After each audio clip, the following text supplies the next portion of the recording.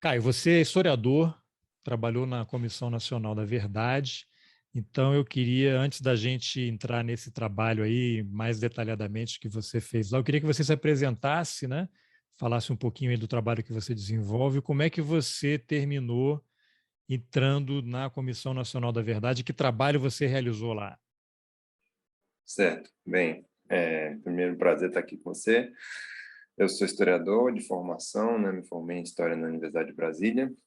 Sou brasiliense, que é algo um pouco raro de se encontrar, mas eu entrei para a Comissão Nacional da Verdade num processo ainda na graduação, né? Eu estava ali trabalhando, estudando, sempre me interessei muito pela temática da ditadura, digo até para muitas pessoas que foi o principal tema que me levou a fazer a graduação em História.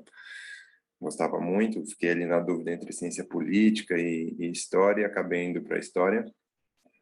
E ainda ali, acho que mais ou menos por volta do meio do curso, eu tive uma oportunidade de estágio no, no Ministério da Defesa, junto ao Grupo de Trabalho Araguaia. Ali, logo recente, quando o Brasil tinha sido condenado pela OEA, no caso Araguaia, na guerrilha do Araguaia.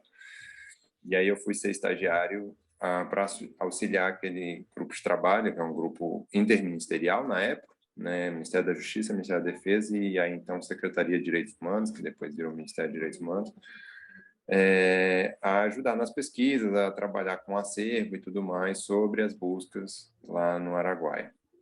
Fiquei lá por volta de um ano e meio quase, quando recebi o convite ali naquele processo estava se criando a Comissão Nacional da Verdade, então todo um burburinho político, e a comissão vem muito também em razão desse processo da OEA, né? Então é uma coisa engatada na outra. E aí, eu ali, enquanto estagiário, recebi um convite para ir para a CNV, ela estava surgindo, e fui enquanto estagiário também, ainda não tinha me graduado, estava no meu último semestre, e aí fui para a CNV enquanto estagiário, trabalhei os primeiros 6 meses e últimos da minha formação, que depois dali eu não poderia ser mais estagiário, muito com acervo e com um capítulo que tratava sobre o Ministério das Relações Exteriores, um acervo do CIEX, Centro de Informação Exterior. E assim que me formei, a CNV passou por uma reformulação, né? Houve uma mudança de composições, toda uma reorganização da estrutura interna. Eu fiquei um tempo fora da comissão e participei de um processo seletivo para trabalhar como pesquisador, né? Aí já formado, já graduado enquanto historiador. E aí retomei a CNV agora enquanto pesquisador e aí fui para um outro caminho dentro da CNV, que foi trabalhar muito com o acervo já das graves violações de direitos humanos mesmo, mais especificamente no capítulo sobre execuções, né? E as falsas narrativas de execuções por parte dos militares. Foi mais ou menos essa minha trajetória ali dentro. E aí eu fico na CNV até o final, até a entrega do relatório final, e com a entrega do relatório final eu ainda continuo na CNV, não na CNV mais, porque ela tinha um mandato que se encerrava em 2 anos, mas fico na estrutura provisória que foi criada junto à Presidência da República e à Casa Civil para dar encaminhamento ao acervo da CNV, produzido e recolhido pela CNV, então todo o tratamento e encaminhamento ao Arquivo Nacional, então eu compus essa equipe no final, uma equipe mais reduzida, a CNV era uma grande equipe grande, que envolvia 3 cidades, basicamente, Brasília, São Paulo e Rio de Janeiro, além de trabalhos pontuais em outras cidades do país, mas escritórios formais, assim, havia esses 3 locais. E aí, já com essa estrutura provisória, é só Brasília, uma equipe bem menor mesmo, que tratou junto à equipe do Arquivo Nacional sobre o acervo e o encaminhamento disso tudo. Então, eu fiquei interessado aí nesse trabalho que você fez lá no Ministério da Defesa. Imagino que o ministro da época devia ser o Celso Amorim, né? Então você estava dentro do Ministério da Defesa, cercado de militares por todos os lados, trabalhando num tema hipersensível, um tema que eles odeiam, uma coisa que por eles jamais seria motivo de discussão outra vez. O que você era um estagiário, lógico, com nível de acesso restritíssimo, né? Sem acesso às pessoas que tomavam decisões, mas Você tem alguma lembrança, assim, qual era o clima que havia ali? Porque você colocar uma comissão interministerial com civis, historiadores, jornalistas, fuçando o documento, tentando vasculhar o que os agentes da ditadura fizeram naquele período, uma coisa totalmente desconfortável. E eu lembro que, durante a gestão do Celso Amorim, houve muitas críticas à atuação dele, que não teria agido como poderia, como chefe daqueles comandantes militares ali, já que ele era o ministro, né? No sentido de agilizar, de garantir acesso à documentação, os militares sempre dizendo que não existem mais documentos, aí você vê, tem um militar que morre em algum estado do Brasil, aí a família vai e encontra um baú cheio de documentos, né, com grandes revelações. Daquele período que você teve lá, o que você lembra? Assim, como é que era o clima? Havia um desconforto? Lógico, havia tido a decisão da Corte Interamericana de Direitos Humanos, que acabou estimulando o governo Dilma a criar a Comissão Nacional da Verdade, né? Cumprindo uma decisão também lá da Corte para encontrar o que aconteceu com os corpos, né, das vítimas lá do Araguaia. Processo esse que resultou naquela famosa frase do general Vilas Boas, facada nas costas, né? E aí o desdobramento a gente está vivendo até hoje, né? O que você pode comentar daquele período que você estava lá no Ministério da Defesa? Bem, foi um período bem rico, assim, né? Querendo ou não, para mim, enquanto formação de historiador e tudo mais, né, é curioso, assim, historiadores normalmente não costumam ter estágios em órgãos públicos e tudo mais, assim, a não ser num arquivo, eu tinha meus colegas todos fazendo estágios em arquivos, tanto aqui do DF quanto o Arquivo Nacional, ou então faziam estágios na Câmara, no Senado, nos museus e tudo mais, mas era difícil encontrar uma oportunidade dessa de trabalhar literalmente com fontes, com pesquisa e tudo mais, para fora da academia, para fora da universidade.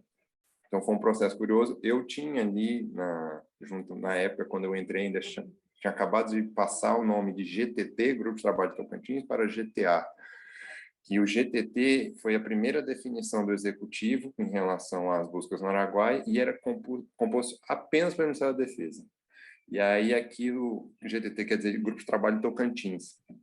E aí aquilo há um embate interno, né, inclusive externo, de familiares e tudo mais, questionando só a presença do Ministério da Defesa, ou seja, só das Forças Armadas, mesmo que ainda comandado por civil, nesse trabalho de buscas daqueles que foram desaparecidos e executados pelas próprias Forças Armadas, né? Então ficou um desconforto e uma insegurança política em termos daquilo. Então foi montado o interministerial, aí acrescentando o Ministério da Justiça e a Secretaria de Direitos Humanos, cada um com seu papel, e aí as portarias dizem bem qual é o papel de cada um. E é curioso, né? Porque a criação desse ministério também faz a criação da mudança do nome, né? Quando estava só nas Forças Armadas, era Grupo de Trabalho Tocantins, ou seja, afasta aquele estigma da guerrilha do Araguaia, como se as Forças Armadas nunca tivessem combatido uma guerrilha do Araguaia e tudo mais. E aí, com os outros ministérios, se reformula até o nome e traz o nome Araguaia, que é o que aconteceu, e é por isso que o Brasil foi sentenciado pela OEA. Então, eu tive uma chefia civil, né?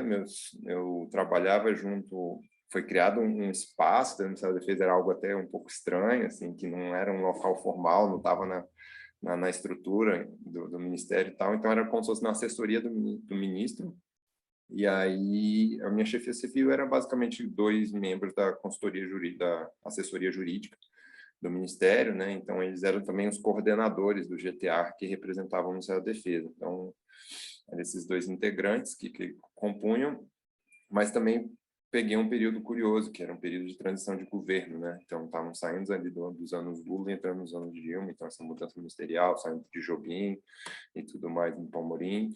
Então, houve eu percebia muito sutilmente, porque apesar de estar na assessoria do ministro, ficava em outro andar, em um outro local, mas percebia um antagonismo ali nos corredores, um desconforto com a nossa presença lá dentro, inclusive enquanto estagiário e tudo mais, mas nada muito forte, assim, denso. Eu acho que a gente recebeu um pouco de proteção ali também para seguir os trabalhos, mas eu percebia que o Ministério da Defesa cumpria um papel muito muito escorregadio nesse processo todo, talvez seja essa palavra. E, curiosamente, o GTA, que é onde eu começo a minha trajetória profissional nesse tema, até recentemente, em 2018,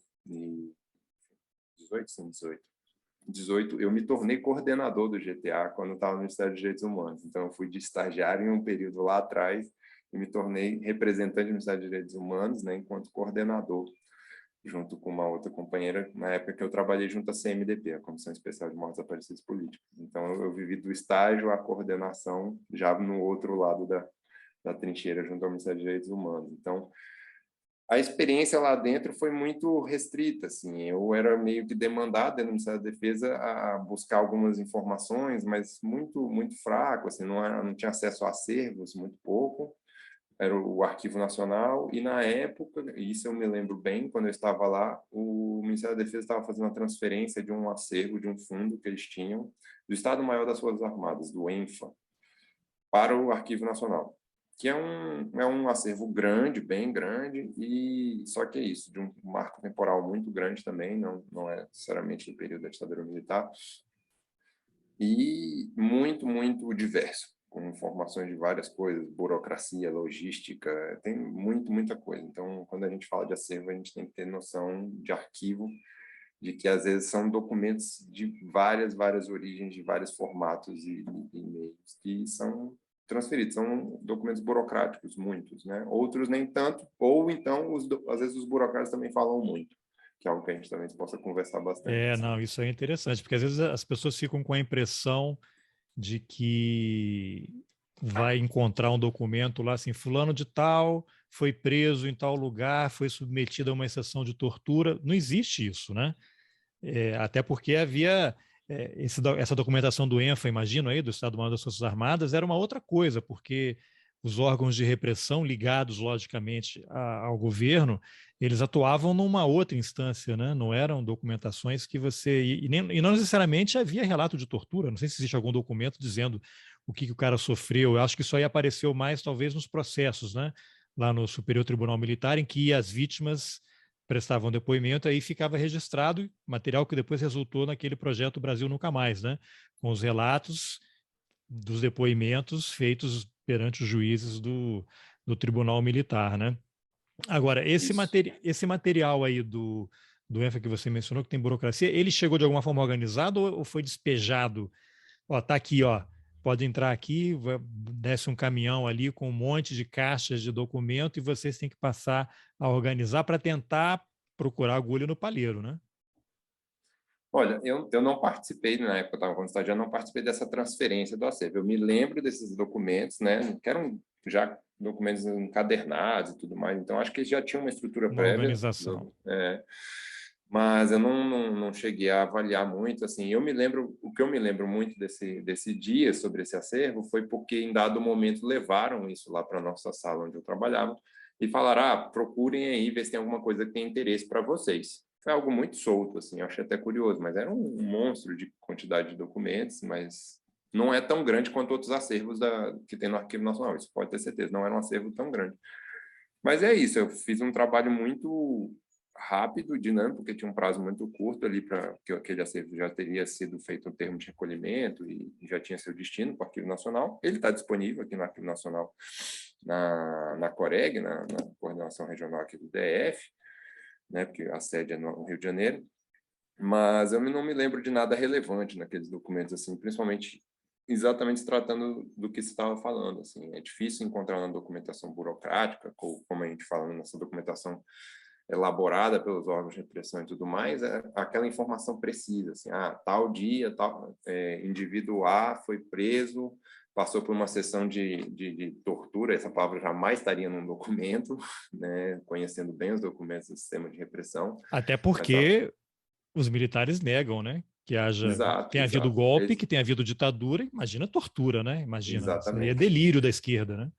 Exato, isso você não vai encontrar num documento oficial, você vai encontrar exatamente nos testemunhos e tudo mais, aqueles que passaram por isso, ou que viram isso, ou familiares dessas vítimas. Mas é sempre bom lembrar isso, porque há um desejo muito grande, às vezes assim, faltam documentos? Faltam. Isso, para quem trabalha e a quem pesquisou, e a CNV defende muito isso também nesse relatório final, de que há lacunas documentais, de fontes documentais, há acervos que existem lacunas, há acervos que nunca foram abertos direitos, ou se foram levados por alguém, toda hora estão narrativas novas, a gente sabe disso, mas isso não quer dizer que esse acervo vai te dar a resposta pontual. Aí vem um trabalho do pesquisador, né, de fazer essas fontes dialogarem, né, transformá-las, não hierarquizá-las, por exemplo, que é um erro muito grande, ou um equívoco muito grande de achar que as fontes produzidas pelo Estado autoritário, pela ditadura, elas têm maior peso do que tantas outras que a gente já tem acesso. Então, é importante tratar elas de forma horizontalizada, claro, entendendo a relevância, a cadeia de produção daquela informação e tudo mais, mas não é tão simples quanto as pessoas, às vezes, discutem, como se fosse assim, a gente vai achar aquele acervo pontual onde vai dizer onde o Carlos Alberto Júnior foi desaparecido tal dia e tal. Isso não acontece, isso não tem uma coisa troca interessante de também. fontes, né?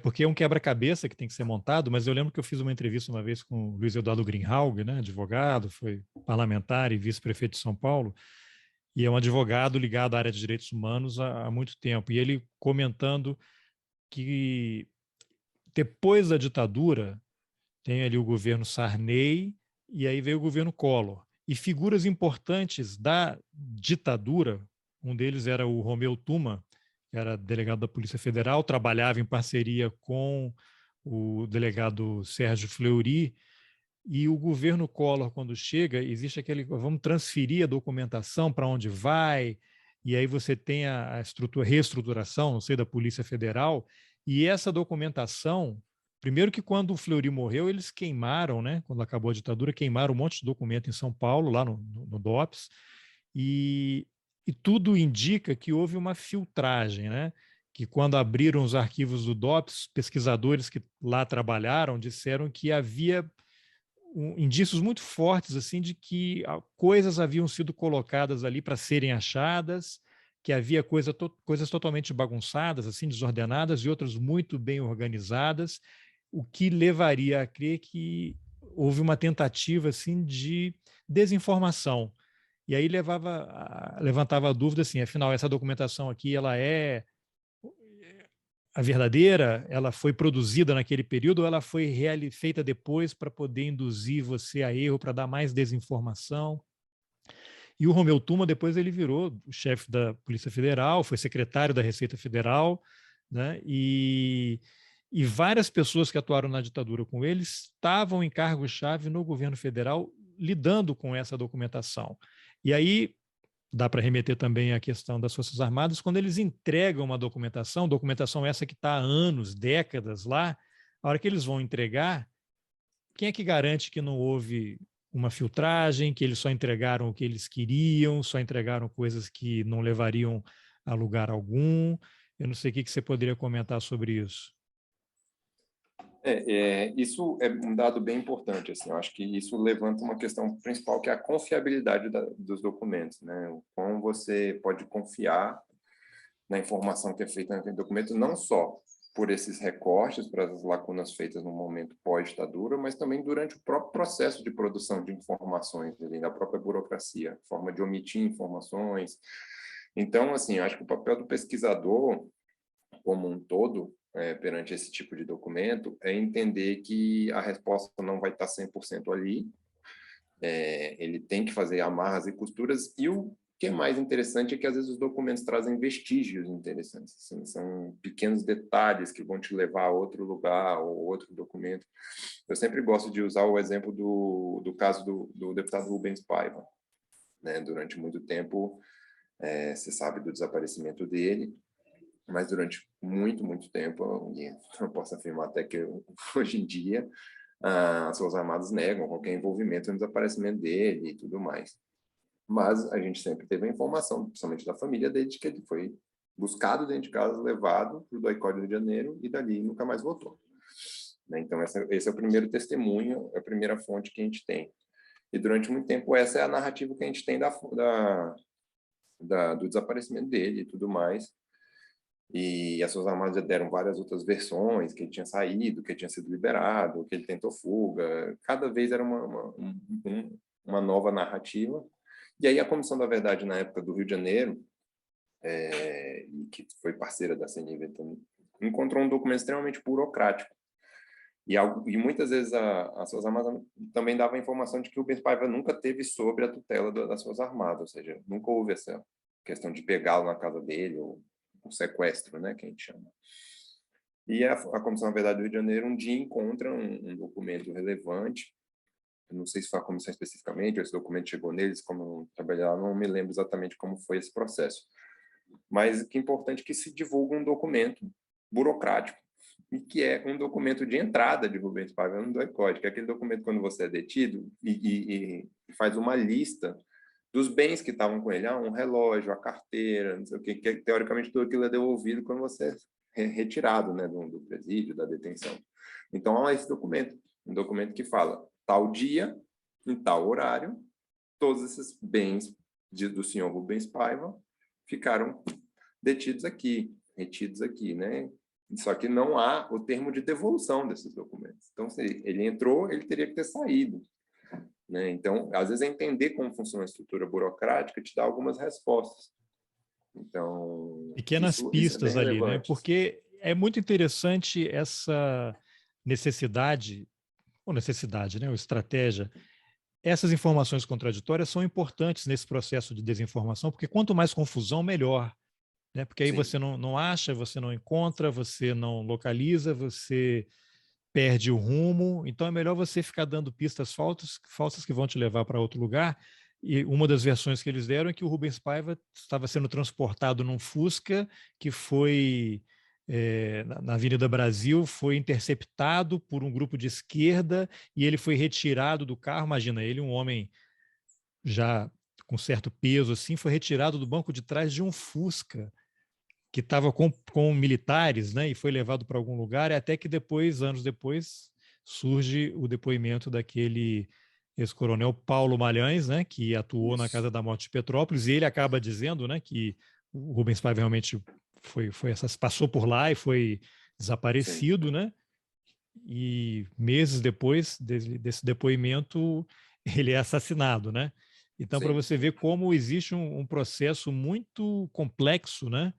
As pessoas que atuam nesse ramo, digamos assim, é uma lei do silêncio, né? Porque eles vão ser assassinados. Eu tenho lembrança, eu entrevistei o Eduardo Reina, que tem aquele livro Cativeiro Sem Fim, sobre crianças que foram sequestradas por militares, e ele entrevistou pessoas lá na região do Tocantins, hoje Tocantins, né? Ali do Araguaia também, em que até hoje há visitas de militares que chegam ali como se estivesse dando um sinal, né? Olha, a gente está aqui e continua monitorando vocês, né? Militares provavelmente que eram crianças quando aquilo aconteceu, mas você vê que tem uma cadeia de comando em funcionamento. Olha, isso aqui jamais poderá ser esclarecido. Isso aqui não é para ninguém saber.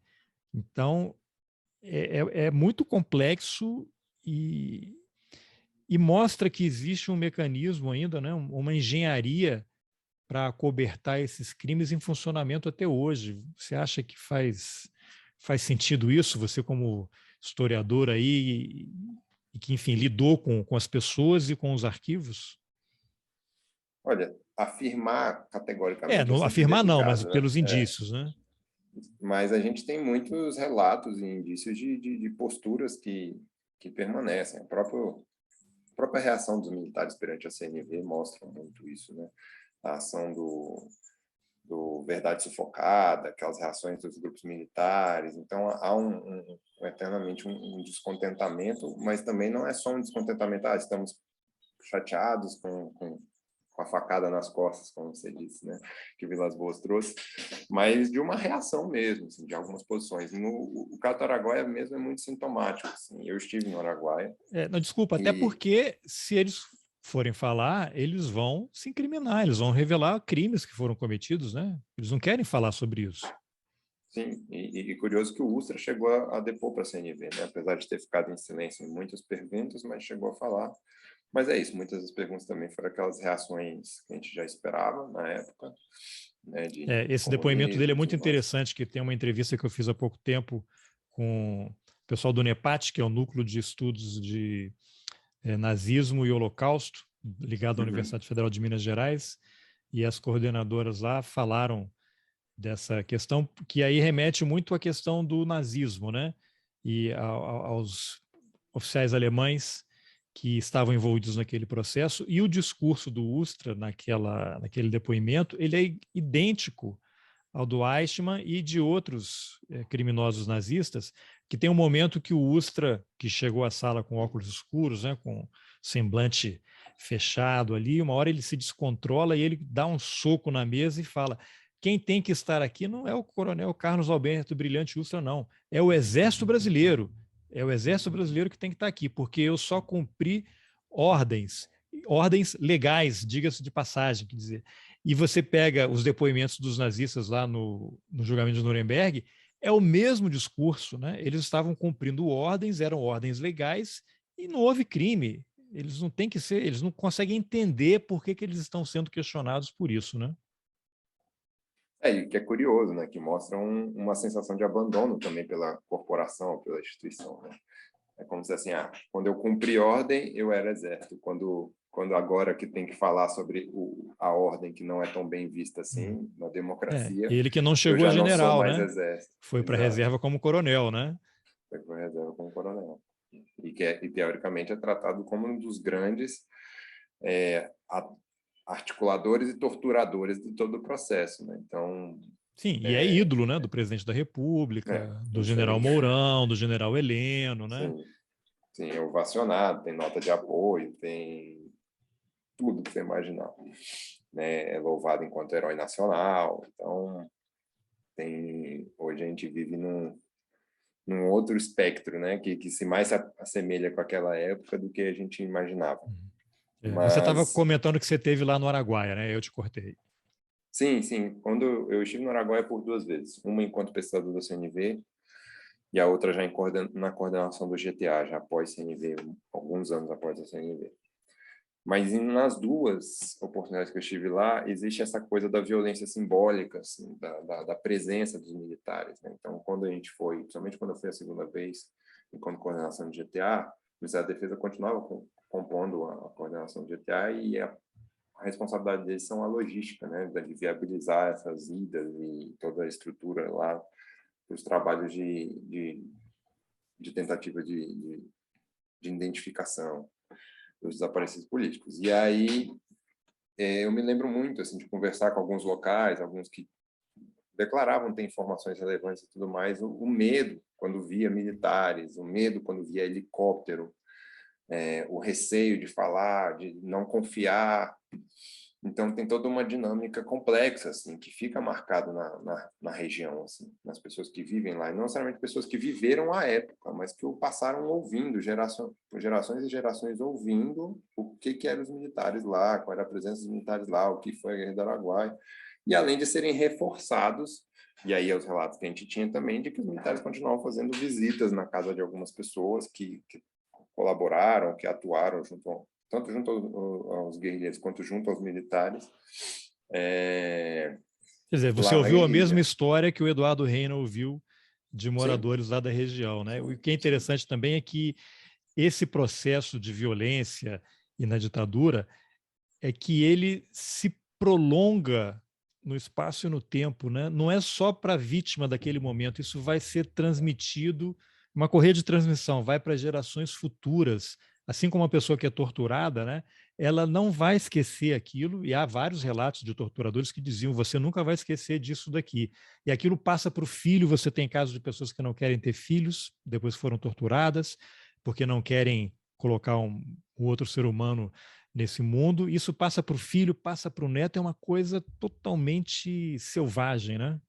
Sim, a violência tem essa característica, né? Que é a característica do trauma.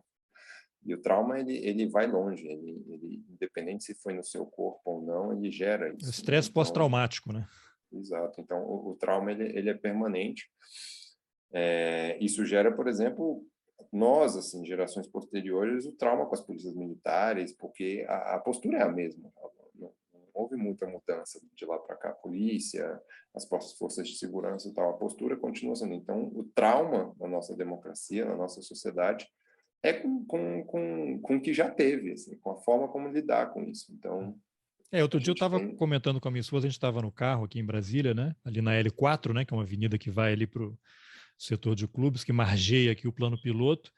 E aí Sim, eu me dei conta e comentei com ela, quando aparece um carro da polícia atrás de você, o desconforto que eu sinto, porque eu não tenho mais confiança de que aqueles agentes da lei estão ali para proteger de tanta violência, tanto absurdo que a gente vê todo dia. E olha que eu sou um homem branco, classe média, né? Não tenho nenhum motivo para ter medo de nada, né? Porque no final, como dizem aí, o homem branco sempre tem que ser inocentado, né?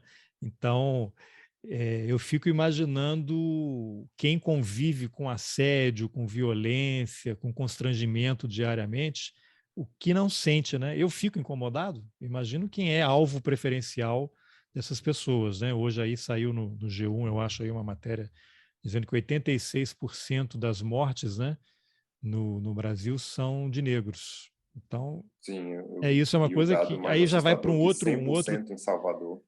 já vai para um outro tema ali, mas que de certa forma está relacionado, né? Porque as polícias militares elas foram instrumentalizadas para atuar nesse tipo de repressão também, né?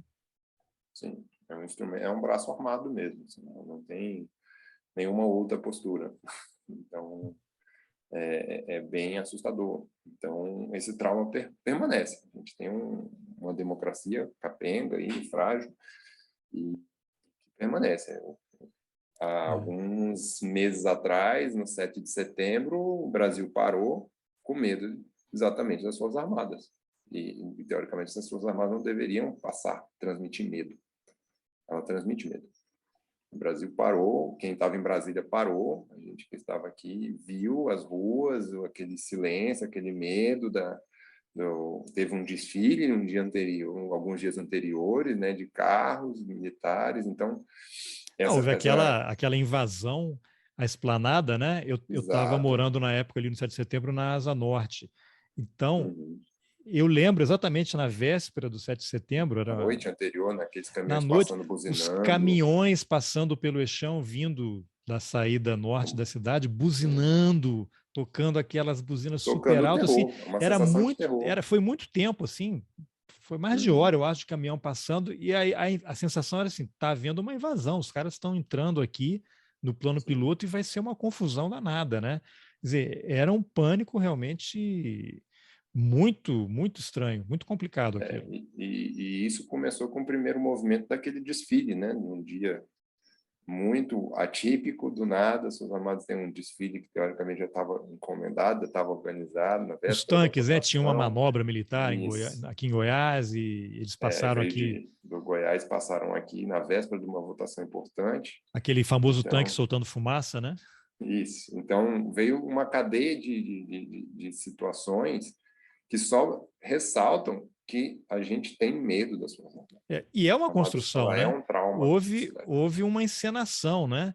Aquilo não Exato. foi feito aleatoriamente, né? Aquilo foi construído. Vamos fazer isso, depois aquilo, para mostrar. E eu já comentei algumas vezes, eu acho que se o Bolsonaro tivesse feito o discurso que ele fez em São Paulo, aqui na Esplanada, teria havido Uhum. uma confusão, porque eu até li, agora os jornais não dão prosseguimento, ninguém é preso, a menos que você coloque lá, defenda o SUS, né, vacina, aí você vai ser enquadrado na antiga Lei de Segurança Nacional. Mas eu lembro de ter lido que naquele 5, 6, 7 de setembro, 8 de setembro, houve pelo menos 11 tentativas de invasão do prédio do Supremo, Foi. e ninguém foi preso. Como é que pode? Os caras pulando o muro atrás do Supremo, tentando invadir, e ninguém foi preso. Sim. Aí eu fico surpreso e depois eu não fico surpreso, porque não era para prender, porque é tudo parte do jogo. A polícia está envolvida nesse processo e é exatamente para criar esse medo, essa história de que, olha, a gente está aqui, está comandando e vocês é que fiquem espertos, né? Fiquem quietos. É isso. É a lógica do silêncio mesmo. É bem por aí. E o que é curioso que, pelo menos assim, alguns estudiosos, alguns analistas trazem a CNV como também parte desse processo. Assim. Alguns tratam a CNV, voltando a falar da CNV, como ou um ponto de inflexão da relação dos militares com o governo, com os governos democráticos, ou outros como um catalisador do processo de trazer os militares para a cena do jogo de volta, né? Mas o que não quer dizer que eles não estavam, foi a CNV que inaugura isso. Os militares permaneceram no poder e permanecem no poder desde a Constituição para cá. Eles têm posições estratégicas, e isso faz parte também de uma falha nossa enquanto Brasil, enquanto sociedade e enquanto processo constitucional também, depois de um projeto de justiça de transição real. Né? Então, a gente nunca encarou isso de frente. A CNV e as outras comissões, Comissão de Anistia, a própria Comissão de Mortos e Desaparecidos Políticos, as comissões locais de verdade, são passos importantes da justiça de transição, mas não são o fim, né? Então, existem outros passos bem importantes que nunca foram dados, ou se foram dados, foram de forma muito tímida. Então, a gente fica ainda nessa berlinda, nessa sensação de insegurança quando o passado rege o presente, né, e dita o futuro. Né? Quando você menciona justiça de transição, queria que você desse só uma breve apresentação para quem não está familiarizado com o tema, né, que geralmente é uma justiça que é realizada depois de períodos repressivos, ditatoriais, né, e você tem aqui na Argentina, Uruguai, Chile, esse processo começou logo depois, né? E na Argentina você tem vários militares, inclusive aquele general Videla, que foi condenado à prisão perpétua e morreu sentado no vaso sanitário na cela dele. Eu imagino que essa imagem, né? Você tem essa imagética, para os militares brasileiros deve ser o fim, né? Pô, se os caras fizeram isso lá, a gente não vai permitir isso aqui. Tanto que o processo no Brasil foi muito lento, né? 20, 30 anos depois, eu entrevistei o Luiz Cláudio Cunha, jornalista que trabalhou na CNV também, e ele falando que quando começou a procurar os militares, primeiro que o Ministério da Defesa não ajudou, os militares atrapalharam o que puderam, não ajudavam a localizar as pessoas, e os poucos que eles localizaram ou haviam morrido, estavam com Alzheimer, com demência, e ou não queriam falar e não falaram. Ou quando se dispunham a prestar algum depoimento, era uma coisa, um cinismo, né? Absoluto, uma negação de tudo que havia acontecido, então acabou não funcionando. Então, quando se fala em justiça de transição no Brasil, a minha pergunta também é: houve uma justiça, o Brasil não lidou bem com a justiça de transição? Acho que não houve, né? Porque o único condenado até agora foi o Ustra, e ainda na esfera civil, que é uma coisa de reconhecimento, né? Ele morreu em 2015, então não houve avanço na questão criminal, e fora ele não tem mais ninguém, né? Você tem agora o Camarão, aquele cara que trabalhava na Casa da Morte de Petrópolis, né? Que violentou a Inês Etienne Romeu, é um cara que está respondendo na justiça, né? Você tem inúmeros outros que... E aí você tem um problema que, por conta da decisão do Supremo aí em relação à lei de anistia, fica tudo parado. Você tem integrantes do judiciário que acham que tem que virar uma página, que isso está resolvido, concordam com a decisão do Eros Grau. Você tem integrantes do Ministério Público que pensam do mesmo jeito, então nem dão início ao processo, não dão andamento. Você tem juízes que não recebem a denúncia, então não vai acontecer nada. E você tem tanto integrantes do Ministério Público e da Justiça que acham que não houve ditadura, que não teve tortura, que é isso mesmo, que esse pessoal de esquerda queria implantar uma ditadura comunista e não vão fazer nada, né? Então, quando se fala em justiça de transição no Brasil, eu pergunto, passo para você a pergunta, que justiça de transição é essa? Não houve, né? É complexo a gente dizer que não houve. Eu sou mais da linha de dizer que ela é capenga, né? Ela não é integral, 100% Sim, você tem a constituída, né? comissão de anistia que reconheceu, né? E o Estado Isso, brasileiro a gente tem uma reconheceu os série de crimes comissões, a própria, cometidos, né? E isso, a aí, própria aí Comissão eu da não sei se ainda é o mesmo Verdade, cara, né? Mas o presidente da comissão de anistia era um cara que negava a ditadura, né? sim, aí é um capítulo à parte agora, recente, mas a justiça de transição ela se caracteriza por ser uma série de medidas tomadas pelo Estado de uma transição de um tipo de regime a outro, né? No caso, uma saída do regime autoritário para um regime democrático. Ela tem muito ligada ao processo pós-nazista, né, ali no final do regime nazista e tudo mais, estabelecimento de medidas democráticas, e também ficou muito marcado em outras transições na Europa, ali na antiga Iugoslávia e tudo mais. Então, são um compilado de medidas que até defendidas no direito internacional como necessárias para lidar com esse, vamos dizer assim, com esse rescaldo, com essa herança dos regimes autoritários. Então, entre essas medidas estão as comissões de verdade, responsáveis por trazer a luz para a sociedade as informações, as narrativas, os acontecimentos. Estão as medidas de reparação daqueles que sofreram direta e indiretamente, no caso brasileiro, mais especificamente os militantes que sofreram diretamente repressão, e aí eu digo não necessariamente só tortura, prisão, mas aqueles que foram demitidos, aqueles que perderam suas funções ou que perderam algum tipo de bem e tudo mais. Então, é um conjunto de medidas de reparação, e aí a Comissão de Anistia teve um papel fundamental nisso, né? E de reconhecimento da anistia, que é algo importante, já que tem uma lei de anistia, então tem que ser reconhecida a anistia a essas pessoas. E tem essa parte que talvez seja mais sensível e o maior gargalo do processo de justiça e transição brasileira, que é a parte jurídica, né? Ou a parte de justiça, que é esse tripé de memória, verdade e justiça. O tripé da justiça talvez seja um tripé mais curto, né? O pezinho mais curto, que é isso que você trouxe, são as tentativas do Ministério Público, de procuradores de entrarem com ações, os próprios familiares junto ao Ministério Público também, entrarem ações contra os perpetradores, né, os militares e agentes de segurança, e até agentes civis, né, no caso de médicos e tudo mais, médicos legistas e tudo mais, mas quase sempre a gente esbarra numa lei de anistia escrita e formulada ainda no regime militar, né, ainda na ditadura militar, que protege, que ela defende e garante uma lei do silêncio, uma lei do esquecimento, né? Ela tem esse propósito e ela gera esse gargalo que até hoje a gente tem. Então, acho que a nossa justiça de transição é uma justiça em transição ainda, né? A gente segue com esse processo e quanto mais a gente não encara de frente esse gargalo do aspecto da justiça, e não quer dizer que os outros gargalos estão resolvidos, né? De memória e verdade. A gente ainda tem muitas lacunas a cumprir nos outros.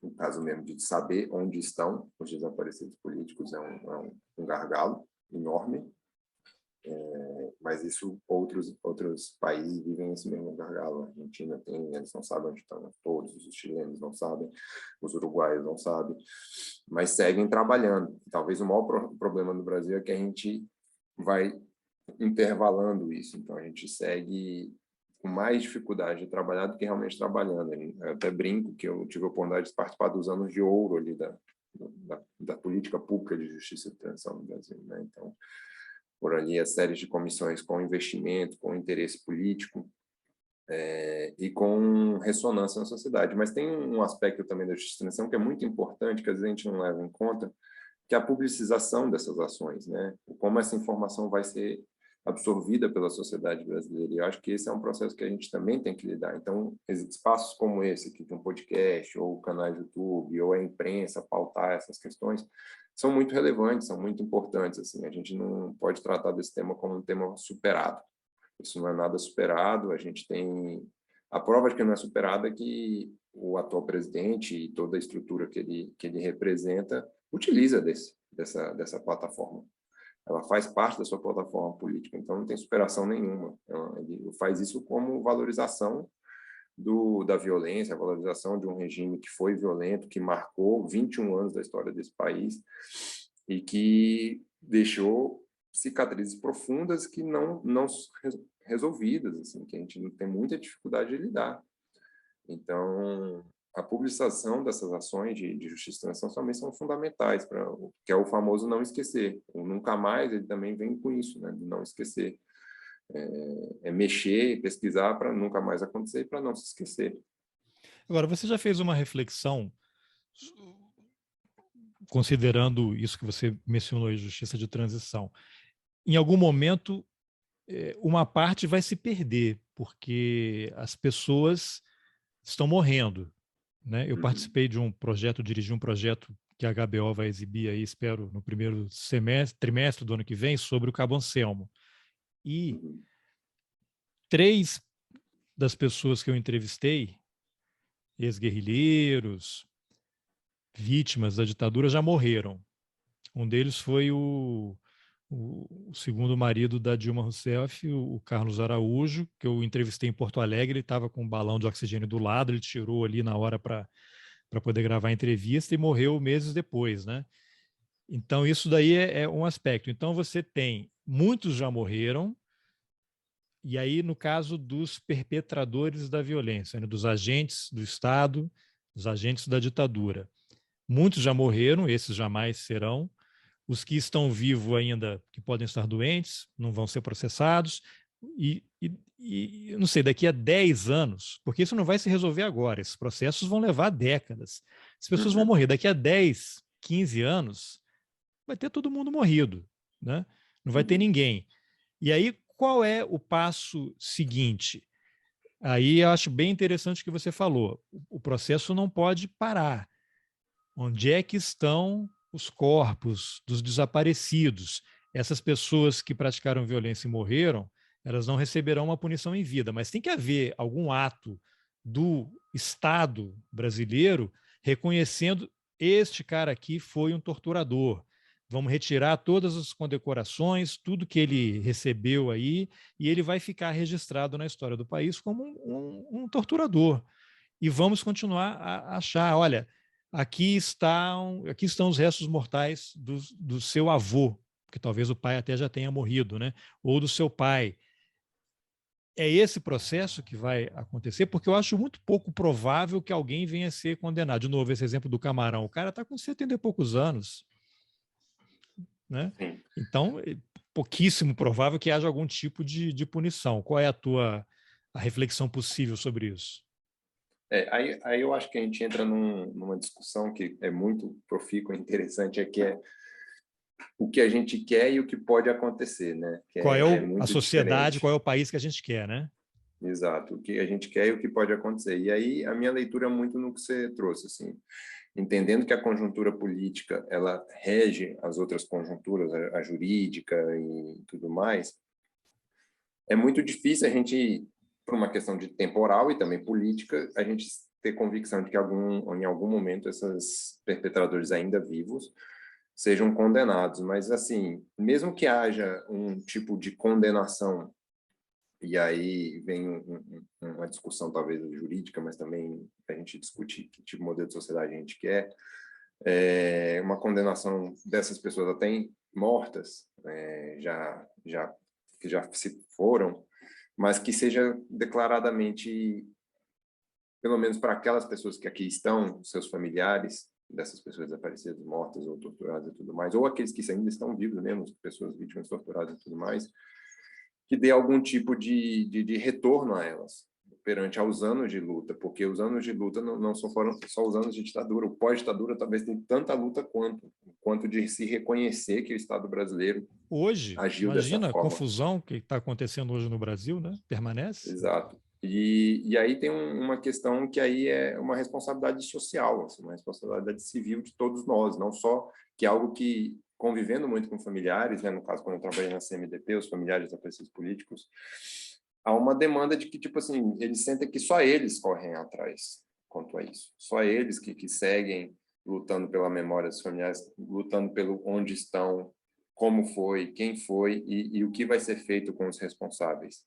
Então, uma responsabilidade enquanto sociedade civil também segurar essa tocha, segurar essa bronca, sabe? De onde estão, quem foram e o que vai ser feito com eles. É difícil a gente definir o rumo o que vai ser feito, mas o Estado brasileiro adotou uma posição de justiça de transição tão complexa e tão delicada que a CNV aponta quem são essas pessoas. Ela faz questão de elencar nomes que a gente definiu lá no relatório a cadeia de comando de responsabilidades, elencando que tipo de responsabilidade e a cadeia de comando que levou aquele crime, Então, é curioso que o Estado brasileiro já aponta, teoricamente acusa, só que ao mesmo tempo o Estado brasileiro se defende.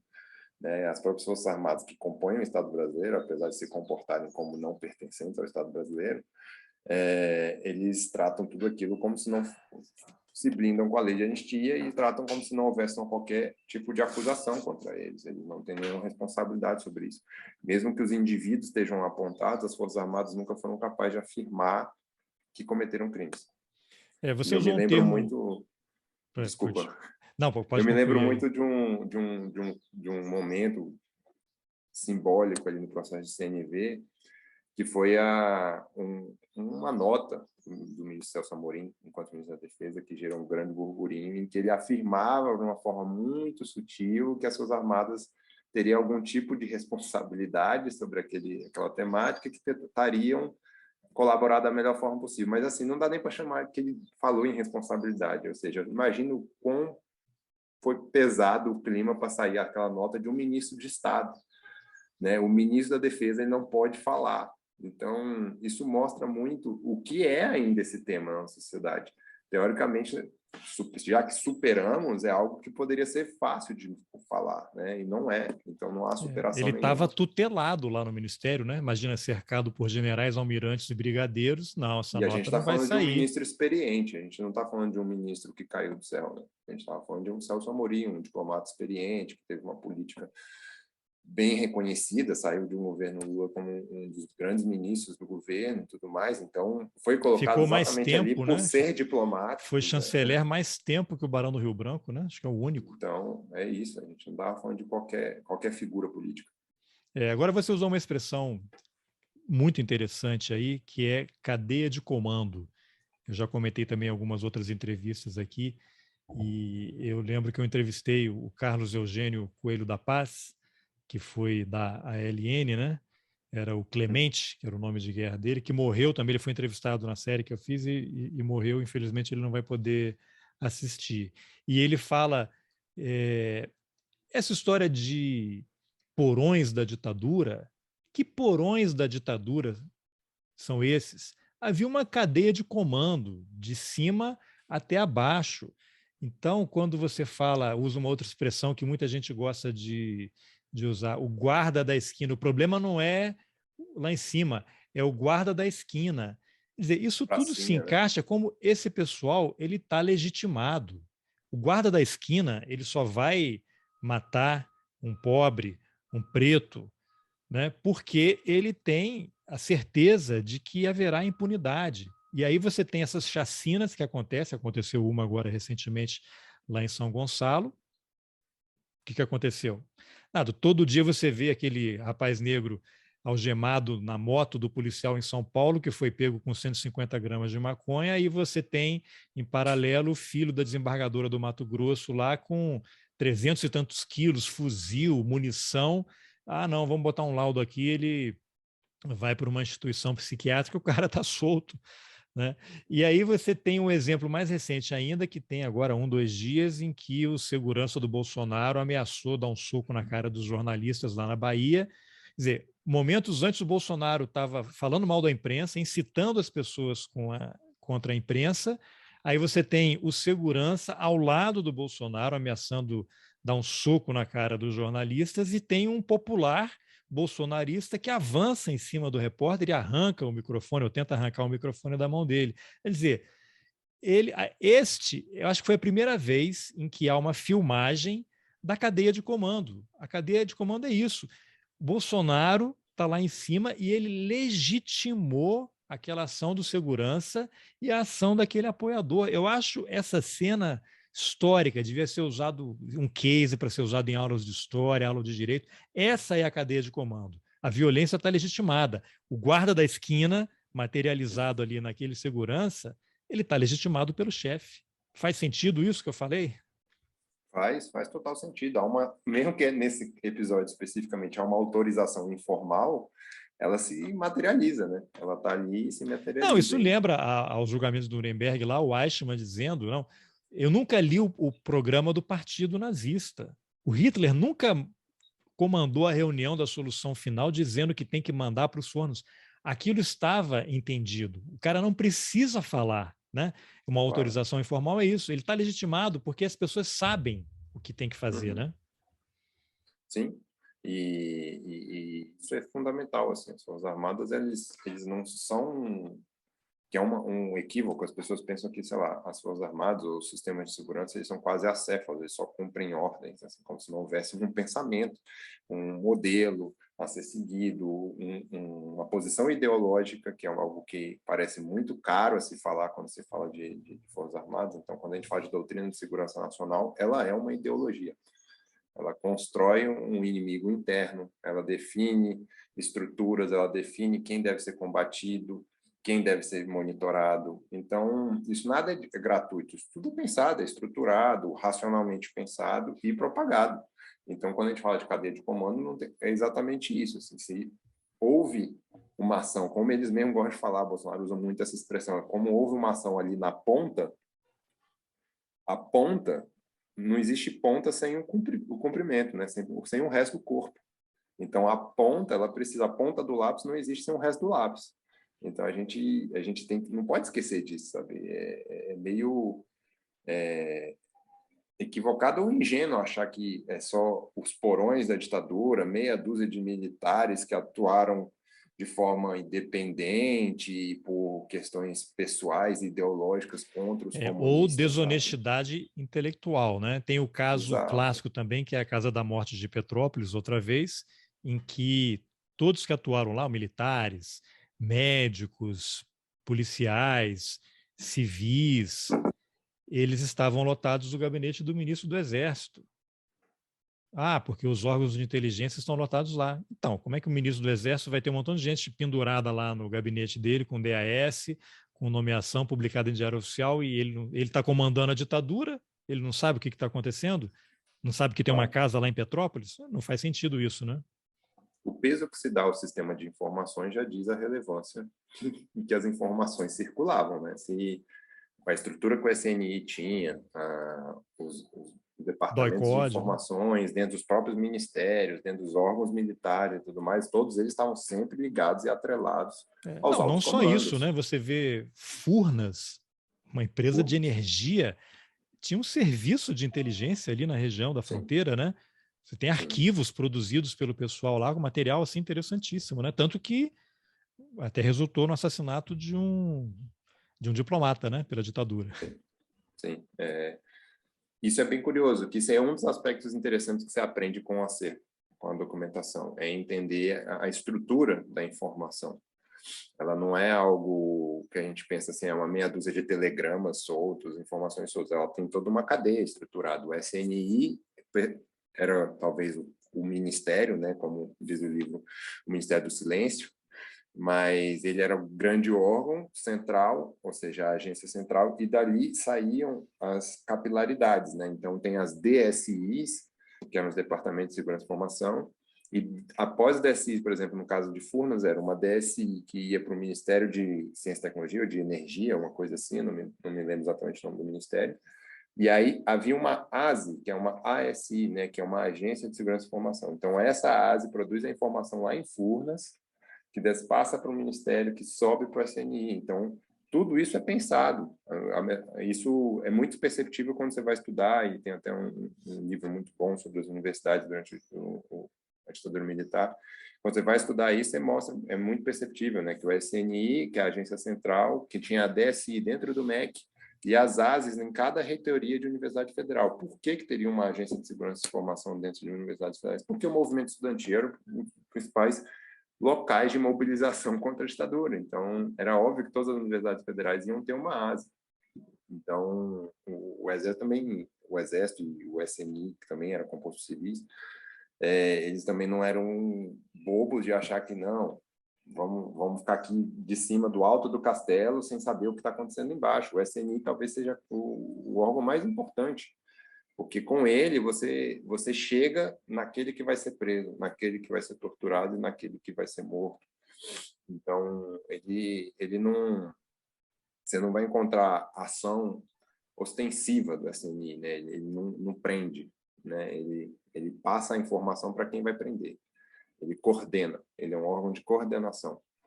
Então, isso mostra a relevância de entender a maquinaria do que foi a ditadura militar. E toda essa maquinaria pós-ditadura não necessariamente foi desestruturada.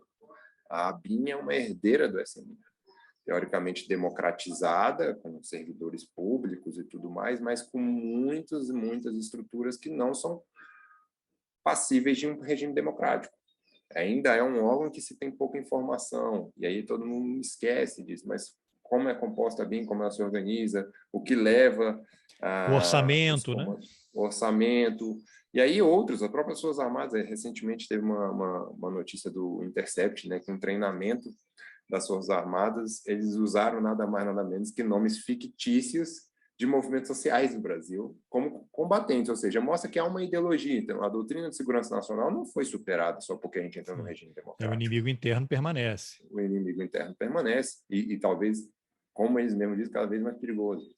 Agora, esses arquivos que eram do SNI, que o SNI levantava informação, né?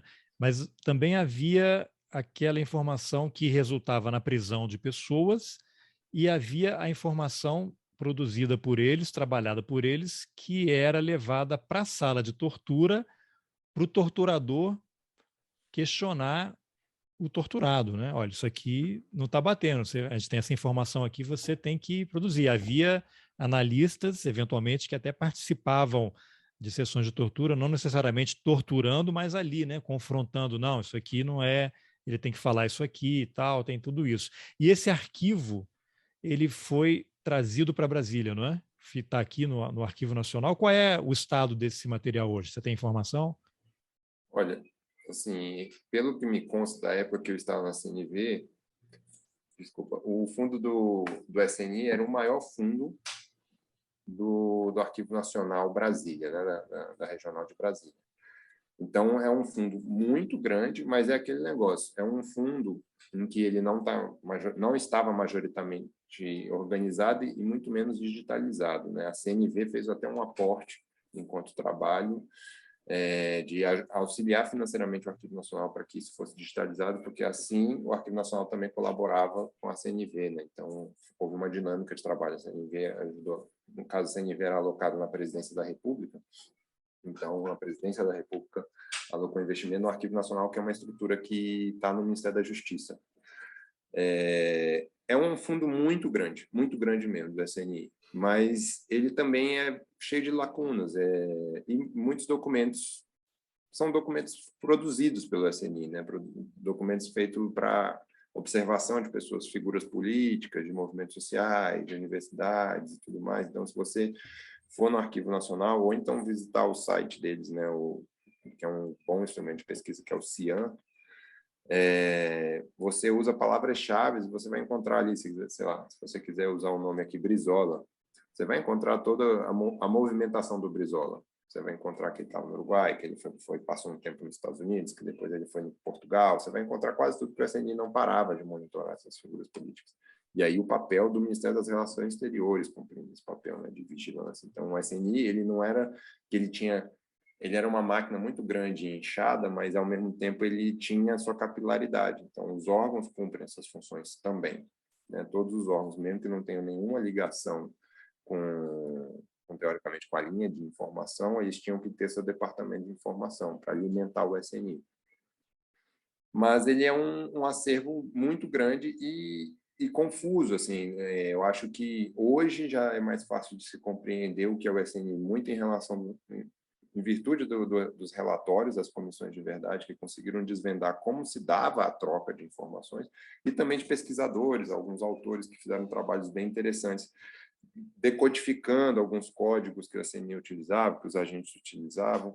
Então, tem vamos dizer assim, já tem um guia que você já consegue entender melhor a documentação quando você não chega cru ali naqueles documentos da CNI, que são documentos complexos, mas que no primeiro momento você bate o olho e já te enche o olho, assim, porque vem o nome das pessoas que você está procurando, aí já vem o nome da organização, a ALN, lá. Parece muito bom, mas é muito vazio, né? Ao mesmo tempo é muito vazio porque exatamente, esse documento foi utilizado para algo, foi levado para algum lugar, e aí talvez esses caminhos você não sabe o que para onde foi, como foi utilizado, qual era o objetivo com aquela documentação, e aí faz parte do papel do pesquisador fazer essas questões às fontes, né? Levantar perguntas às suas fontes. Você podia comentar, a gente teve uma conversa, né, algumas semanas antes de combinar aqui para gravar, e você comentou que essa história de rastrear a documentação, né? Às vezes você acha um documento e aí lá tem uma informação que ele foi remetido para uma outra área ou para um outro ministério, e aí você vai atrás desse documento e aí você começa a montar um quebra-cabeça. Você podia dar exemplificar uma situação em que esse rastreamento aí resulta numa história? Que é aquilo, né? O Pensar que jornalista foi... chega lá, beleza, o arquivo da SNI está em Brasília, vou entrar lá e vou achar uma pasta sobre um ex-guerrilheiro, vou achar onde é que ele foi desaparecido e tal. E não é isso, né? São É mais pistas e aí complexo você que isso. chega lá e fica frustrado, né? Ainda mais você trabalha em redação, que você tem que produzir. Não, eu vou ter que precisar de anos aqui nesse negócio para descobrir alguma coisa. Não existe isso, né? É isso, mas também não é só isso, porque é importante você chegar na pesquisa temática, né, no que você quer, que assim você já faz um bom recorte. Mas, ao mesmo tempo, é muito importante você entender, no caso dos documentos do SNI, ou não necessariamente do SNI, mas da cadeia de informação, que às vezes não necessariamente foi elaborado pelo SNI, a estrutura, né? Então, somente o cabeçalho ali diz muita coisa, né? Ali, às vezes, diz quem produziu, diz para onde foi enviado, e normalmente é muito raro um documento ser enviado para um local só, então isso é algo muito relevante quando você começa a pesquisar, que você vê lá, para onde esse documento foi? Está lá, SNI-AC, que é a Agência Central, ENFA, tem os códigozinhos, os dois, né? Tudo que você vê dois, quer dizer, o Sistema de Informação das Forças Armadas, então a sigla da Aeronáutica 2, acho que é MA2, uma coisa assim, eu não vou me lembrar mais de cabeça, assim. Então, tem todos esses locaizinhos, e então aquilo já te dá uma informação, olha, por algum motivo, esse conteúdo que está aqui nesse documento foi enviado para esses locais, ou seja, todos os locais são passíveis de ter algum interesse, ou então só foi para alimentar informações. E aí tem alguns documentos que existem códigos de confiabilidade. Então, aí tem uma tabelinha, e acho que um historiador que fez isso muito bem lá atrás, levantando essas informações, foi o professor Carlos Fico. E há uma tabelinha que a própria CNV depois põe no relatório para ajudar as pessoas a entenderem, que é A, E, as letras, e 1 a 5, acho que é basicamente isso. Então, quanto mais alto nessa escala, ou seja, um documento que é A1, ele tem alta confiabilidade da fonte e da informação, entendeu? E aí, assim, foi sendo escalonado. Isso são códigos que é utilizado pelos analistas de informações, então isso vai te dando sinais, mas isso quando você chega lá e pega esse documento, isso não está dado para você, você não entende o que é isso, você leva um tempo até entender. Então, quando tem todo esse trabalho prévio que já foi feito pelas comissões, por pesquisadores e tudo mais, vira um guia, né, de você filtrar também sua pesquisa. Mas, então, o SNI tem casos assim, por exemplo, você pega um documento, como a gente fez um exemplo do Brizola, há um documento do CIEX, que é o Centro de Informação Exterior, em que falava que o Brizola estava no Uruguai para ter uma reunião com o João Goulart. E aí o documento está uma informação B2 ou B1, ou seja, a fonte que aquele agente recebeu é muito segura, não é extremamente segura, porque ela é B, mas a confiabilidade do documento, da informação é muito alta, porque o agente lá no seu trabalho em terra, lá local, conseguiu verificar que realmente vai acontecer essa reunião entre Brizola e João Goulart. Então, logo ele já manda essa informação, isso vai para o CIEX, que é o Itamaraty informa o SNI. Mas também tem um jogo interno, que é uma coisa importante que às vezes a gente deixa de tratar tanto, que há uma disputa de egos ali. Então, a gente também tem que sempre levar em conta uma suspeição assim, de que não necessariamente a informação é muito confiável só porque tem esse código confiável. Às vezes há um interesse por trás, por exemplo, de ser valorizado, de conseguir um cargo melhor, coisas assim, teoricamente trazendo informações muito relevantes. Tanto é que você vai pegar informações dessas que não vão bater com a historiografia produzida, com os testemunhos que a gente já tem, e ela está lá como um A1. É entender que o agente também tem seus interesses e também erra. Então, é bem importante você saber o que você está fazendo com as suas fontes, por isso é importante você tratá-la de forma horizontal, não achar que eu achei uma pepita de ouro, né, que é uma coisa que se espera muito do artigo. Encontrei a pepita de ouro, um documento que diz que a fonte era boa, que mostra que isso aconteceu, isso, e aí você ignora todo o resto que já foi feito, os testemunhos, os depoimentos e tudo mais, e ali você pode cair num grande erro. Tá. Bom, Caio, para a gente caminhar para o final aqui, eu queria que você falasse um pouquinho, então, desse trabalho que você, acho que assim se dedica hoje, né? Que são a questão das execuções e graves violações de direitos humanos. Você acompanha ainda essa questão dos desaparecidos políticos, localização. Dá uma geral aí do que é esse trabalho e qual é a situação hoje. Certo. Bem, eu segui, né, nessa atuação profissional, e então, ali em 2018, eu fui para a Comissão Especial de Mortos Desaparecidos Políticos, convidado a participar e integrar a posição de coordenador de busca e identificação de desaparecidos políticos. Tive a oportunidade de ficar lá quase um ano. Veio o governo Bolsonaro e a gente sai ali naquele episódio fatídico. Eu pedi minha exoneração junto com os companheiros, naquele episódio fatídico em que o Bolsonaro alegava saber informações sobre o pai do Felipe Santa Cruz, presidente da OAB, o militante Fernando Santa Cruz, lá de Recife. Então, naquele episódio eu acabei saindo, né, mas por escolha, né, já vinha desenhando a minha saída, mas queria sair de uma forma em que preservasse a comissão dos possíveis ataques que pudessem vir com a gestão, com o governo que estava entrando. Naquele momento, quem presidia a comissão era a subprocuradora Eugênia Gonzaga, não? Isso, a Que doutora foi Eugênia exonerada Gonzaga. pelo Bolsonaro também, né? Isso. Ela, no caso, ela era membro da comissão. Eu era um comissionado do Ministério, mas ela era membro da comissão. Então, para retirá-la, a substituição dos membros da comissão só é possível via decreto presidencial, conforme a lei. Esse é um dos motivos ainda que a CMDP não deixou de existir, nem a Comissão de Anistia, porque elas são leis. Isso é uma coisa muito importante que às vezes a gente esquece. Mas logo que começou o governo Bolsonaro, houve um revogaço, né, da série de órgãos colegiados que existiam no Brasil. Foram quase todos eles extintos. Mais de 700 colegiados assim foram extintos dentro do Executivo Federal. E a comissão, tanto a CMDP quanto a Comissão de Anistia, sobreviveram em razão de serem leis, não serem órgãos colegiados criados via decreto ou portarias internas de ministérios. Por ser algo criado pelo Congresso Nacional, ela sobreviveu àquele revogaço, mas ela sofreu alguns ataques diretos com isso, né? Porque outros órgãos que a gente acabou criando lá dentro, por exemplo, como a própria equipe de identificação, que era a equipe com a qual eu colaborava, coordenava e tudo mais, essa foi desmantelada, né, imediatamente com aquele revogaço. Mas, voltando a que eu estava falando, a CMDP, ela, como por ser lei, ela se manteve estável. Então, naquele episódio, Bolsonaro teve que subir um decreto presidencial para substituir a doutora Eugênia, e não só a doutora Eugênia, como outros 3 membros. E ali ele criou uma maioria, um conselho de 7, né? Ele criou uma maioria, que é uma maioria em que a gente defende. Eu recentemente publiquei um artigo com outros companheiros, num livro que saiu pela Autonomia Literária, em que a gente defende que não é só um esvaziamento das comissões, mas sim a utilização dessas comissões, tanto a de anistia quanto a CNDP, para reverberar uma contranarrativa que essas comissões produziram, né?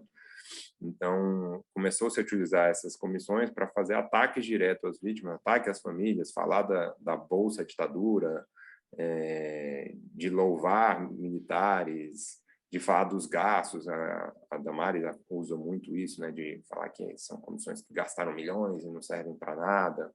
Então, para nós, não é só um esvaziamento, uma utilização como plataforma política mesmo. E aí, quando estava nessa comissão, meu papel, enquanto coordenador de buscas e identificação, era me abraçar de todas essas fontes documentais, não só da época, mas as produzidas posteriormente. E isso, o acervo da CNV foi muito importante para tentar fazer ações de buscas e identificação de algumas vítimas. Então, um dos trabalhos mais importantes que eu auxiliava lá era o Grupo de Trabalho Perus, por exemplo, que segue vivo, mas com muitas dificuldades, porque está lotado numa universidade, na Unifesp, em São Paulo, e também porque ele é resultado de uma situação judicial, né? de um acordo judicial. Então, o governo tem pouca gerência sobre isso. Só que existe um processo traumático que o governo era quem aportava uma parte dos recursos para o trabalho feito para a identificação. Então, a partir do momento que o governo tem um outro interesse, esses recursos vão se esvaziando. E a comissão tinha um papel também de buscar, junto a parlamentares, emendas parlamentares, para poder ajudar esses trabalhos. E, ao mesmo tempo, também tinha o Araguaia e outros casos pontuais. No caso próprio de Pernambuco mesmo, a gente ia fazer uma oitiva no cemitério de Pernambuco, a partir de todo um compilado de informações, filtragem, trabalho junto ao Ministério Público, Ministério Público do Pernambuco, Ministério Público lá do Tocantins e do Pará, ajudavam muito na questão do Araguaia, o Ministério Público do Rio de Janeiro ajudava muito nos trabalhos no Rio de Janeiro. Então, a gente pode dizer que há estruturas do Estado interessadas nesse tema. Na época, a Procuradora-Geral dos Direitos do Cidadão, a Débora Duprá, ela foi uma figura muito importante para nos apoiar nesses trabalhos e tudo mais, e de dar uma chancela de que o Ministério Público continuaria atuando com a temática.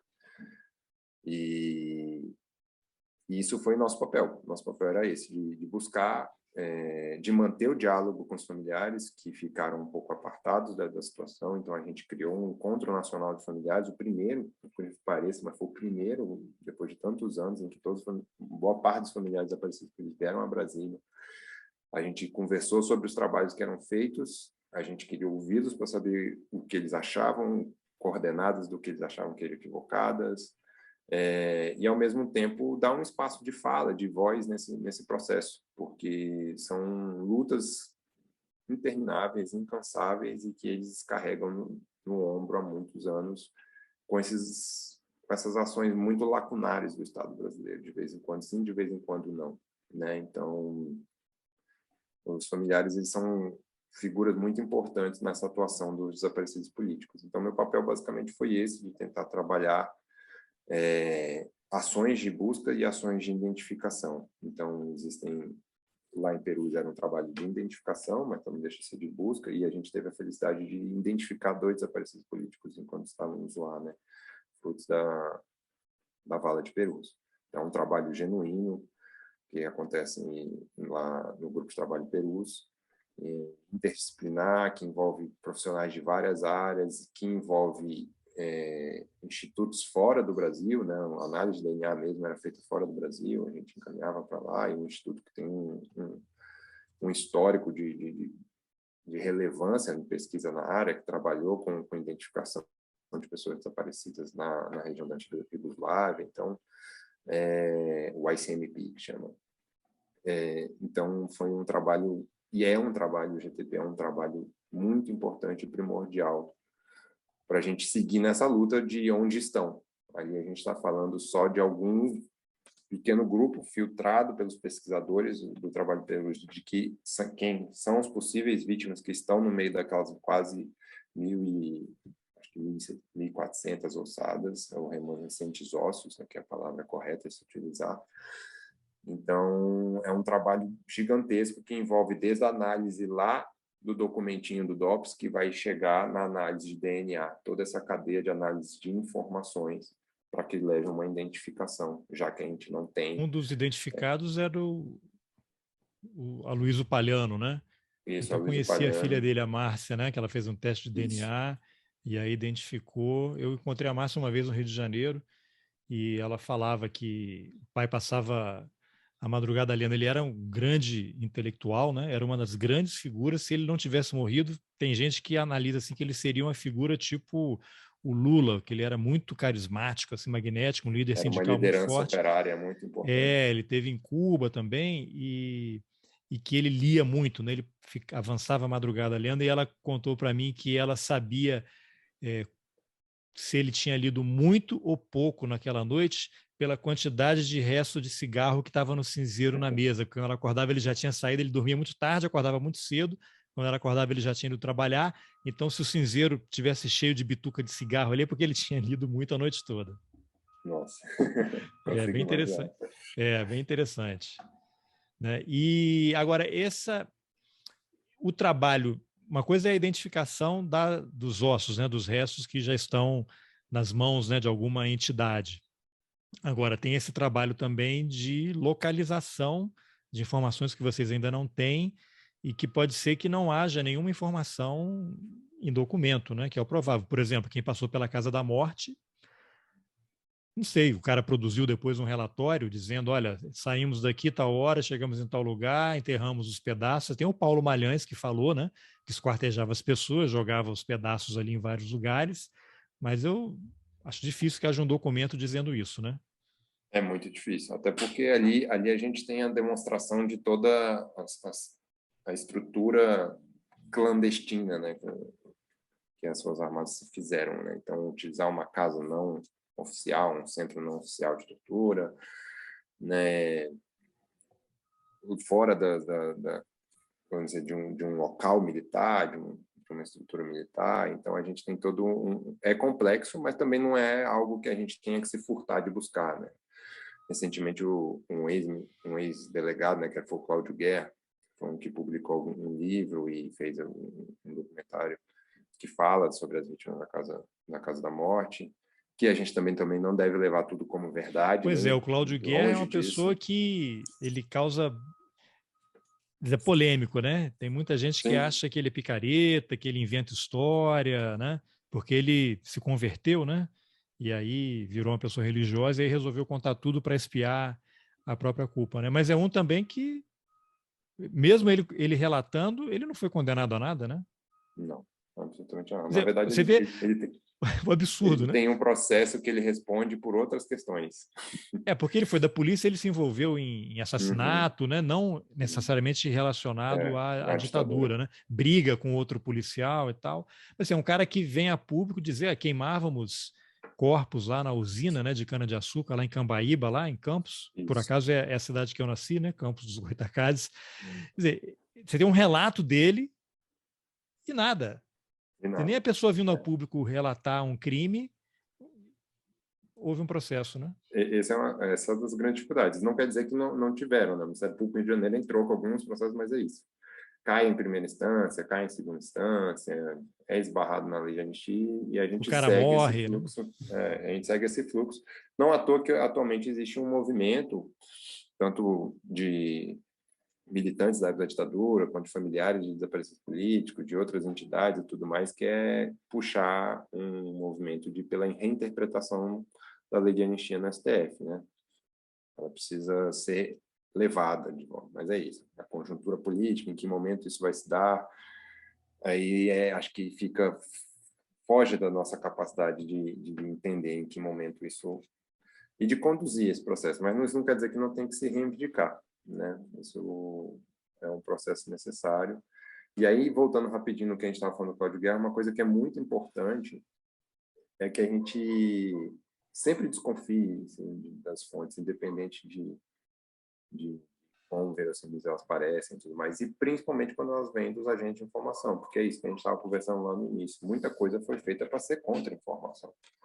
Isso não quer dizer que isso não continua sendo produzido. Eu não estou aqui para dizer que o Cláudio Guerra produziu contra-informação com aquele livro dele ou não.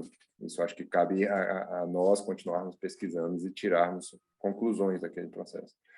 Mas entendendo que as informações passadas pelos agentes de segurança são também nessa tentativa de construir a narrativa deles sobre aquele processo político histórico e também de se safar dessa possível mudança do jogo político, principalmente naquela época, da possível mudança do jogo político e jurídico.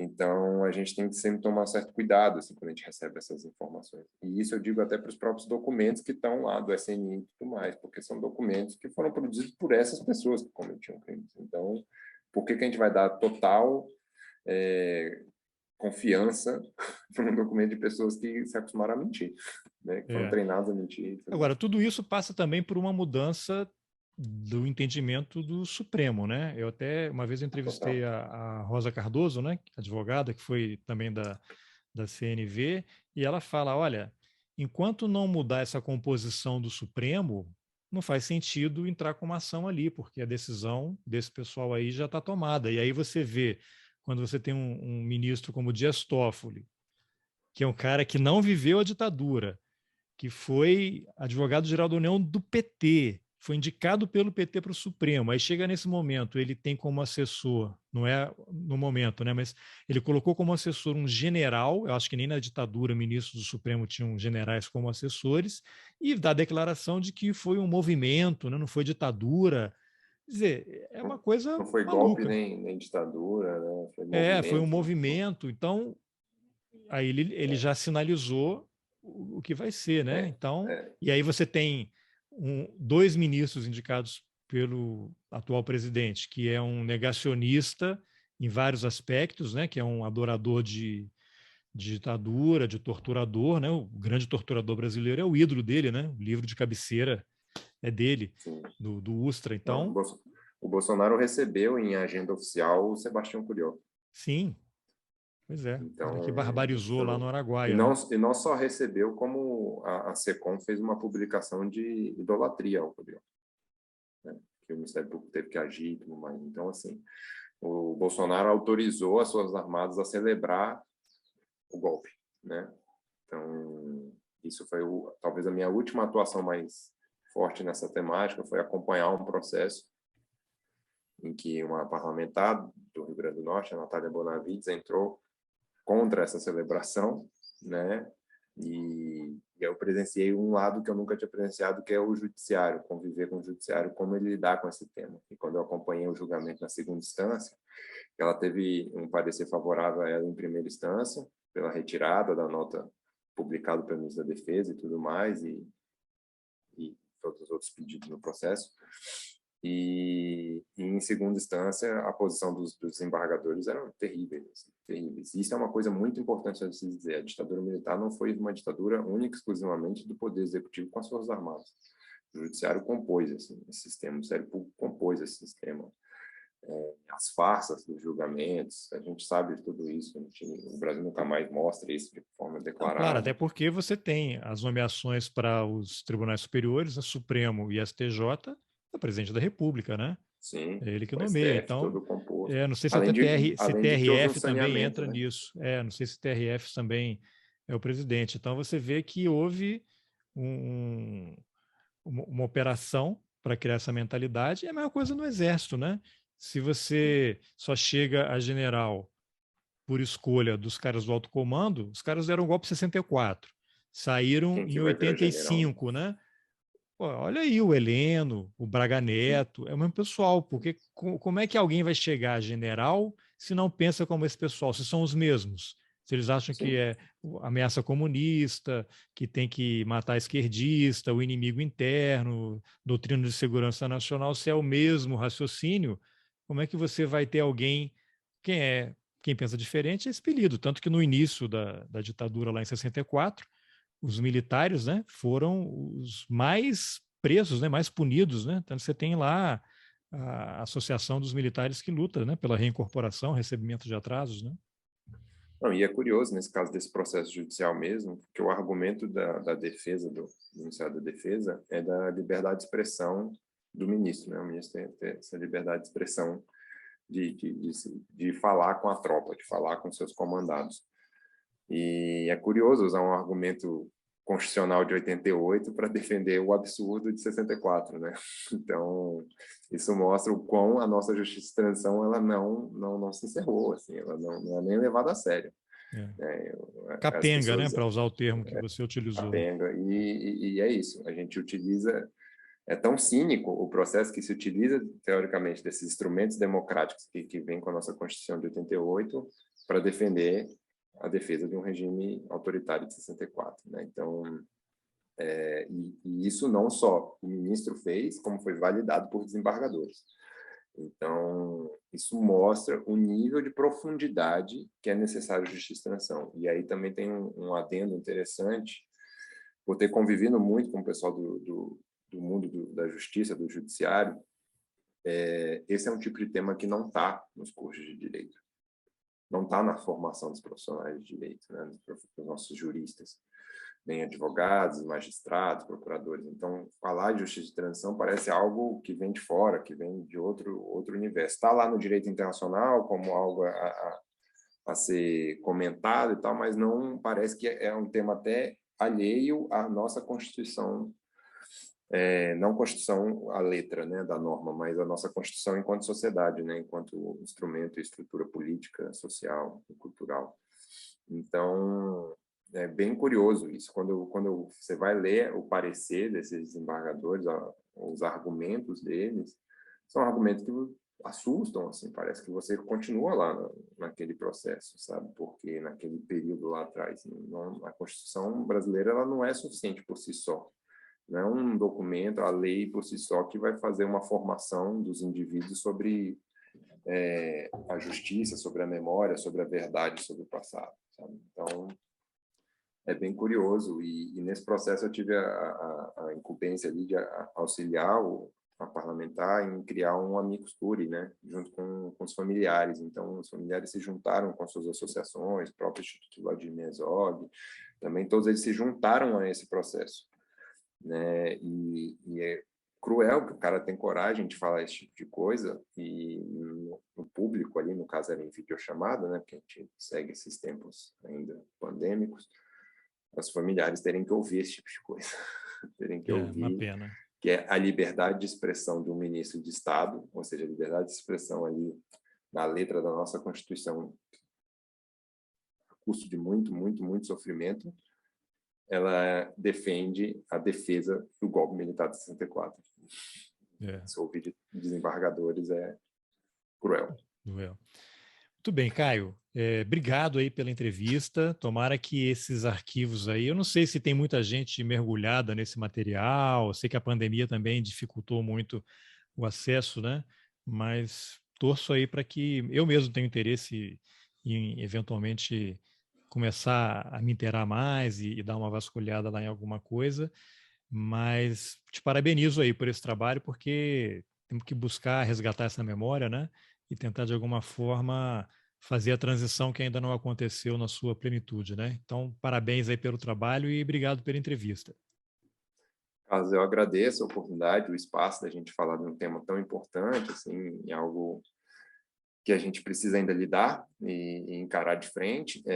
Queria aproveitar esse espaço aqui final para dizer que, mesmo com a pandemia e tudo mais, incentivar e motivar as pessoas que acessem, né, tentem buscar e pesquisar, construir pesquisas, mesmo que você não seja um pesquisador acadêmico e tudo mais, conhecer um pouco desse passado. Então, o site da CNV, da Comissão Nacional da Verdade, ele fez parte do acervo que foi transferido. Então, foi um dos motivos também que ele nunca foi desligado, ele faz parte do acervo.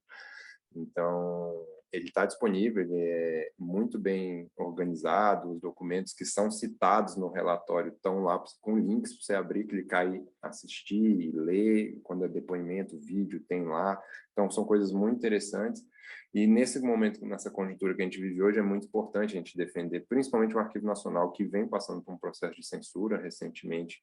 As atuais coordenações, direções de lá vêm censurando as menções à Comissão Nacional da Verdade nas suas publicações, censurando os termos ditadura. Então, é muito importante a gente tentar manter esse acesso e convidá-los a conhecer um pouco o que a CNV produziu.